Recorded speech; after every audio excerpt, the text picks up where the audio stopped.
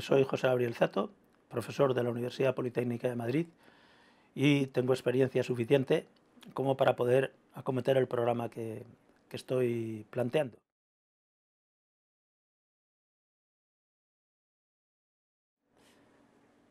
Buenos días.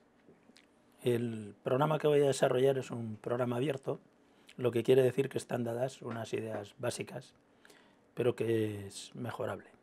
Y además se anima a todos los sectores de esta escuela, la Escuela de Informática, a que lo mejoren con sus sugerencias y sobre todo con sus nuevas ideas.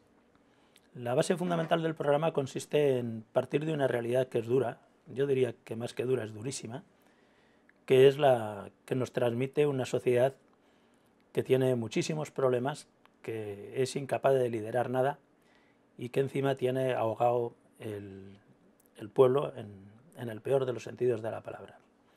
Es decir, está maniatado, no tiene posibilidades de participación y va camino de la ruina, siguiendo los pasos de Grecia, que es un ejemplo que nos puede ilustrar el camino por el que llegamos. Nuestra escuela también puede entrar en ese camino y de hecho yo creo que ya está entrando, porque nuestra universidad está también entrando en ese camino. El panorama se presenta en términos de que la credibilidad del pueblo, de las personas, es ínfima y en cambio se tienen creencias que son difíciles de mantener en un discurso racional, por lo cual también hay una cierta irracionalidad. En nuestra escuela y en nuestra universidad prosperan las ideas de que hay que hacer recortes y que hay gastos innecesarios y todo ello se centra fundamentalmente y primordialmente en el personal. Y ese es un error gravísimo porque la riqueza parte siempre de la actividad de las personas y no de otra cosa. Así entonces, en vez de buscar fuentes alternativas de financiación para conseguir fondos adicionales y evitar el que sean las personas las que sufran la crisis en el peor de los sentidos, pues entonces lo que se hace es recortar y recortar sin ningún tipo de miramiento a cómo van a quedar las cosas en el futuro. El futuro no va a ser para nada igual de lo que es el presente, ni de lo que fue el pasado. Esta es una crisis muy fuerte, es comparable a las grandes crisis de principios del siglo pasado, en particular las crisis del 29, etcétera, que llevaron a situaciones catastróficas. Entonces, la solución está, yo creo, en negociar. Negociar partiendo de la riqueza que tenemos. Los activos que tenemos son nuestras personas y fundamentalmente son los trabajadores y los estudiantes. Yo creo que, por ejemplo, hay algunas otras personas de las que normalmente no nos ocupamos y que se ocupan también de nosotros. Estoy pensando, por ejemplo, en las personas que hacen la limpieza, que tienen también situaciones complejas y como no están dentro de la esfera de los votantes, pues parece que no se les hace caso. Mi dedicación en este asunto tiene en consideración que son personas que cumplen un trabajo importante, que nos atienden y que no están amparadas. Volviendo a la parte principal del discurso, aquí lo más importante es generar un conjunto de ideas que nos permita salir adelante. El combate que hay que realizar aquí es fundamentalmente ideológico, porque la psicología de nuestro personal es completamente negativa, está en una posición de abandono, está intentando entender los mensajes de que no hay más remedio, de que esto además es provocado por nuestra falta de medida. Por ejemplo, pues habíamos gastado más de la cuenta, ahora nos enteramos que en contrapartida, pues la Comunidad de Madrid, por ejemplo, y el Estado en general también, nos dice que como no gastamos suficiente, pues en los presupuestos del año que viene habrá más recortes. Con lo cual se crean estos ciclos en los cuales uno puede decir que va empeorando la situación en cuanto al consumo y en cuanto a la posibilidad de generar riqueza, que es al fin y al cabo lo que nos puede sacar del atolladero. Para nosotros es fundamental, por tanto, que haya una unidad, la más amplia posible, que se defiendan los valores de la escuela y de la universidad. Nuestra universidad no puede, como se está ahora configurando, ser exactamente igual que la Complutense, por ejemplo. Nosotros producimos riqueza y la hemos producido a un nivel muy importante. Estábamos cercanos al 40% de producción de riqueza para ayudar a la subvención nominativa, que por tanto se confinaba en el 60%. Pero con el modelo actual y sobre todo con la transformación que se inicia en los departamentos, a mí me parece que lo que se está poniendo en tela de juicio es ese modelo y probablemente pasemos a un modelo diferente en donde vivamos de subvenciones. Vivir de subvenciones es peligroso y la Politécnica yo creo que debería de haber ido más en la línea de ir a un 50-50, es decir, hay que recibir subvenciones porque no todos los servicios que se dan son rentables, pero si puedes ser rentable tienes que procurar serlo. Por tanto, lo más importante es defender el modelo de universidad y el modelo de una escuela que además tiene que dar una gran calidad en sus titulaciones. Ese es un punto esencial. Los ingenieros en España hoy tienen un máster y un grado. Nosotros hemos liderado como escuela y como universidad todo un movimiento de transformación de la ingeniería informática y hemos sacado unos títulos que tienen mucho más que ver con la cultura anglosajona, que son los títulos del ACM y el IECubo, y de los cuales son dos ejemplos buenísimos, la ingeniería del software y la ingeniería de computadores. Yo creo que esos títulos están bien diseñados, hay que mejorar cosas, no hay ninguna cosa que sea perfecta, y en particular el de ingeniería del software se ha abierto camino de una manera brillante. Pero esos títulos, para que sean completos, tienen que tener una segunda parte, que es un máster en línea, para que nuestros estudiantes salgan ingenieros superiores. En España no hay más remedio que aceptar el modelo que tenemos. Un grado no es un ingeniero superior y, por tanto, está en la línea de la ingeniería superior si encima tiene un máster en el que puede seguir profesionalmente para realizarse. Yo creo que ese es un problema fundamental. Hay otra cosa.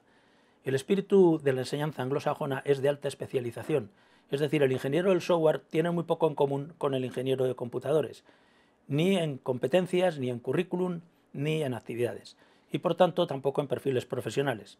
Además, hay otros tres títulos. Yo diría que es el científico de la computación, el especialista en tecnologías de la información y el especialista en sistemas de información, estos dos últimos en el contexto anglosajón más que en el español. Nosotros hemos cambiado también la literatura latina por la literatura anglosajona. A nosotros la informática nos importa menos que la ingeniería del software, por ejemplo, o la ingeniería de computadores. Este es el mensaje fundamental. Esta escuela tiene que seguir por esa deriva, imprescindiblemente, porque ahí están nuestras fortalezas. La ingeniería del software dentro de 20 años será una ingeniería de plena consideración en este país. Y en ese entonces habrá que preguntarse qué pasó con la ingeniería informática y otros títulos, pues como puede ser la telemática o algunos que yo creo que van a decaer. Y sobre todo lo más importante es que nos proporciona un sistema de relaciones internacionales limpio. Yo creo que eso es verdaderamente importante. Otra cuestión importante también que merece la pena considerar, y precisamente para la captura de nuevos recursos, es el papel del Campus Sur. El Campus Sur es una joya que está mal utilizada.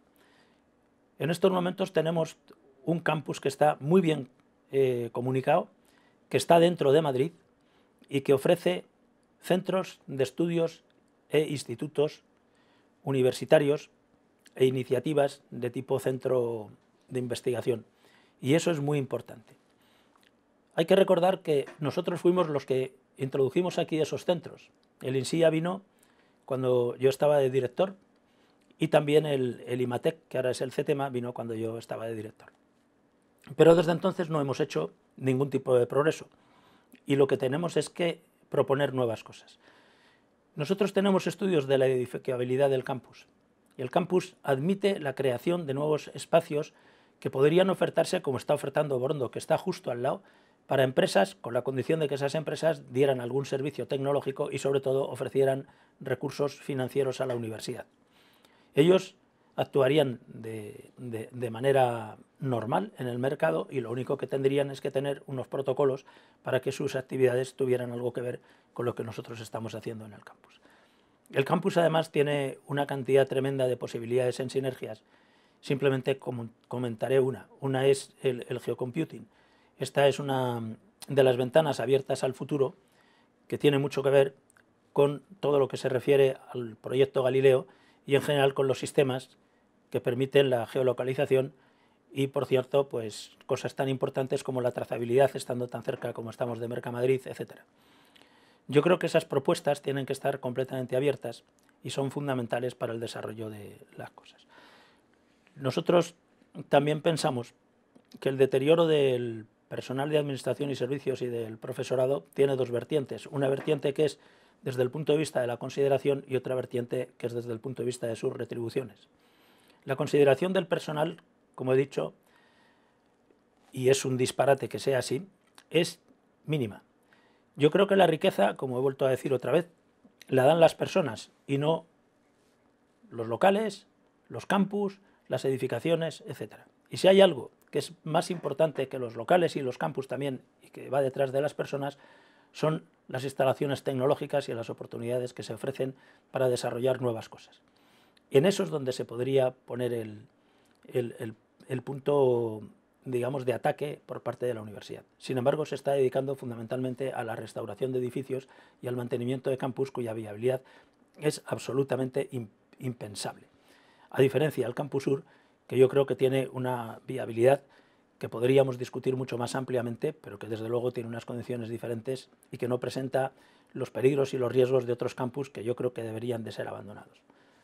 Un ejemplo claro es el campus de Montegancedo, pero los otros campus están más o menos igual. El campus de Montegancedo está bastante alejado de la ciudad y ha habido varios intentos de la facultad de volverse a mover, esta vez hacia la ciudad universitaria. Se ha hablado bastante de los intentos de aproximarse a agrónomos. A mí me parece una buena idea.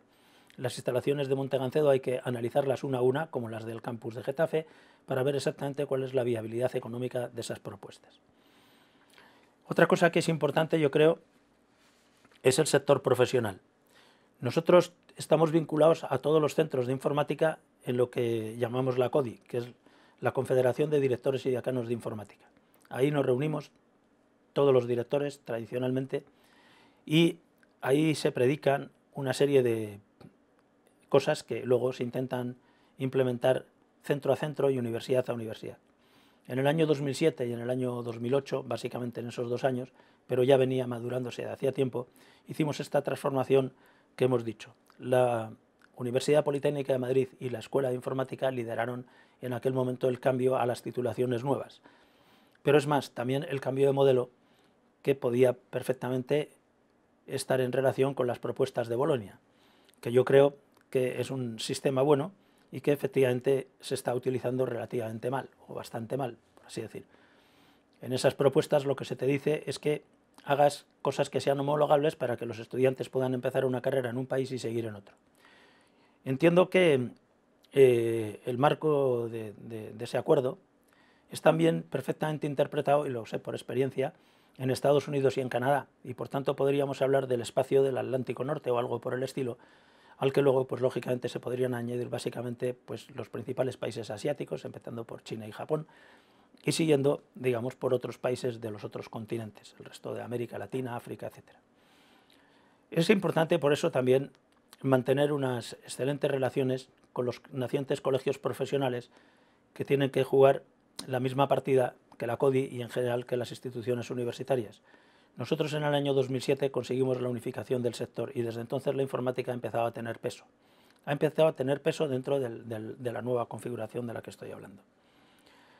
Mantener los títulos, mantener los colegios profesionales para que en la responsabilidad civil sean, digamos, nuestra garantía, esto es muy importante. Aunque también hay que decir que como la sociedad evoluciona, hay que estar pendiente de que la regulación de las profesiones puede tener otros ámbitos diferentes y por tanto lo que tenemos que hacer es presentar títulos cuya solvencia nos la dé la sociedad. En eso Estados Unidos es un ejemplo. Los europeos nos empeñamos siempre en encontrar agencias de evaluación y de sistemas de valoración que en Estados Unidos probablemente la resuelve el mercado en la mayor parte de las ocasiones. Los Estados Unidos tienen en eso una filosofía más potente y eso explica que los campus universitarios sean más proclives a la creación de negocios y todo el mundo conoce que no está nada asociado el que uno sea buen estudiante para tener buenas oportunidades de negocio, basta con que sea estudiante creativo. La creatividad, que es un valor fundamental de nuestros estudiantes, hay que ponerla en realce. Es más, hay que favorecer su participación en la elección de asignaturas optativas, hay que favorecer que nos ayuden con sus sugerencias a proponer nuevas cosas, hay que crear un ciclo de vida de las optativas y en general hay que satisfacer la demanda. En estos momentos en la escuela, justo al contrario, parece como si se tratara de prohibir o penalizar determinado crecimiento de asignaturas de una gran incidencia en la población estudiantil que se ven muy poco dotadas respecto de las posibilidades de ser seguidas. En cambio, se practica una política de café para todos que creemos que es completamente inconveniente. Yo creo que finalmente lo que se puede decir es que hay que iniciar un camino de negociación, que ese camino de negociación va a traer lógicamente problemas, pero que los problemas son mucho mayores cuando tú no ejerces ninguna actividad. Si tú no ejerces ninguna actividad, si tú no protestas de nada, si tú dices a todo que sí, y sobre todo dices que sí cuando lo que hay es un panorama de irracionalidad completa, pues entonces nos encontramos con un conjunto de círculos viciosos que son mentiras que se han acuñado y que parece que vienen a ser verdaderas en todo contexto, cuando lo que hay que hacer es combatirlas. Voy a poner un par de ejemplos. El gobierno de la nación dijo, vamos a subir el IRPF a los ciudadanos para no subir el IVA. Y luego se subió el IVA. Y esto es aplicable también a lo que se predica en nuestra universidad en relación con el personal. Vamos a hacer recortes para no tener que despedir personal. Y luego se está continuamente amenazando con despidos de personal. Por tanto, yo creo que este tipo de razonamientos, que lo que hacen es decir, vamos a tomar fondos de aquellos sitios en donde es más sencillo, es más fácil y es más seguro, lo que hay que hacer es tener estrategias muy diferentes que nos permitan demostrarle a la sociedad que somos capaces de crear riqueza. Por último, yo creo en esta escuela, creo en su profesorado, creo en su personal de administración y servicios, tienen un altísimo nivel de cualificación y están en estos momentos en condiciones verdaderamente penosas, lo que genera realmente una pérdida de autoconfianza, una pérdida, por tanto, de autoestima y, en general, una situación psicológica de desventaja. Esto hay que cambiarlo, y hay que cambiarlo porque la universidad siempre ha generado ideas y lo lógico es que la universidad no esté de acuerdo.